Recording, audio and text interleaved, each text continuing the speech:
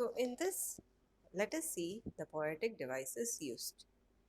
Here, wind is a symbol, children. Wind is a symbol which symbolizes the challenges in life. Symbolism means that the thing refers to some other thing. Wind is a symbol, it refers to the challenges in life. He is using wind as a symbol for the adversities in our life. So, wind symbolizes the challenges in life. You can see in lines 2, 3, and 4 where don't is used repeatedly. When the same words or phrases are used in the consecutive lines, it is called as anaphora. In this, we can see the word don't is repeated in the beginning of the consecutive lines. Let's move on to the next stanza. You tore the pages of the books. You brought rain again. You're very clever at poking fun at the weaklings. Frail crumbling houses, crumbling doors, crumbling rafters, crumbling wood, crumbling bodies, crumbling lives, crumbling hearts. So here we can see the poet is accusing the wind. You refers to the wind here. Okay? He is accusing the wind for tearing the pages of the books, for bringing rain along with him. And here we can see when wind comes alone, violent winds, it creates destruction. When when the wind is accompanied by heavy rains, just imagine the amount of destruction, children. So he says, you're very clever of making fun. Poking fun means making fun at weaklings.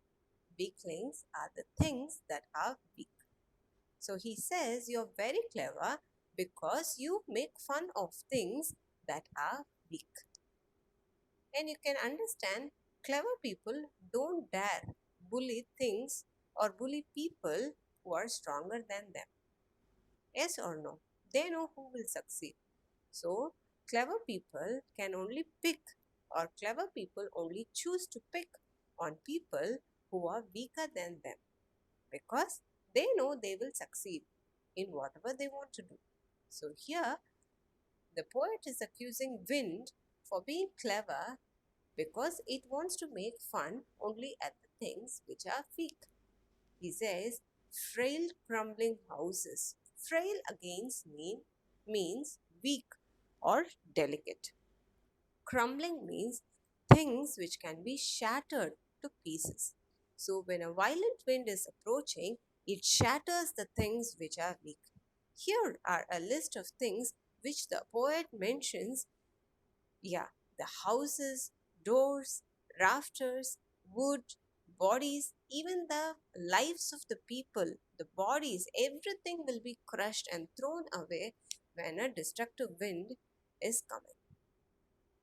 Yes, children, let us know the poetic devices used in the stanza. So, you again is an anaphora wherein it is used in continuous lines, okay, in the consecutive lines of 6, 7, 8 is anaphora. The word crumbling is repeated many times to lay emphasis of how destructive a wind can be. Yes, children? Let's move on to the next stanza. The wind god winnows and crushes them all. He won't do what you tell him. So come, let's build strong homes. Let's join the doors firmly. Practice to form the body. So here we can see the poet is calling the wind as wind god. Okay? And the wind god winnows. Winnows means blow a current of air in order to remove the waste from the chaff. This is usually done with the food grains, children. You can see your mother winnowing, okay, or the farmers winnowing. They make the grain or they push the rain in the current of the air such that the wind blows away the dust particle or the chaff while the grains fall down collected at the same place. So, this is what happens when a strong wind blows at you. If you're weak, you're thrown away, and if you're strong, you stay there without any destruction. He won't do what you tell him. So he's telling the wind god will not listen to what you tell him. You can never go and ask a destruction for excuses because you're not ready. That's not possible. If you're weak, you get destroyed. If you're strong, you remain safe. As simple as that. Yes or no, children? So here we can see the poet is giving us some solution. He asks us to build strong homes and join the doors firmly and form the body. He's asking instead of going or feeling bad after getting distracted by the wind, let us think properly and let us be wise enough to build strong homes, to have the doors fitted firmly such that the wind cannot distract. And he's also representing the human body. He says, make yourself strong too, both physically as well as mentally, such that when you're faced with the challenges of life, you remain, you prevail, and not get destroyed. Let us see the poetic devices used in this poem. The wind god is personification. Personification means bestowing human qualities on inanimate things or lifeless things. Wind is lifeless, but you call a wind as a god. That is called as personification. Alliteration means consonant sounds, words starting with consonant sounds or consonant letters occurring at the same line. You can see here won't and what lies in the same line. This is called as alliteration. Let's move on to the next stanza.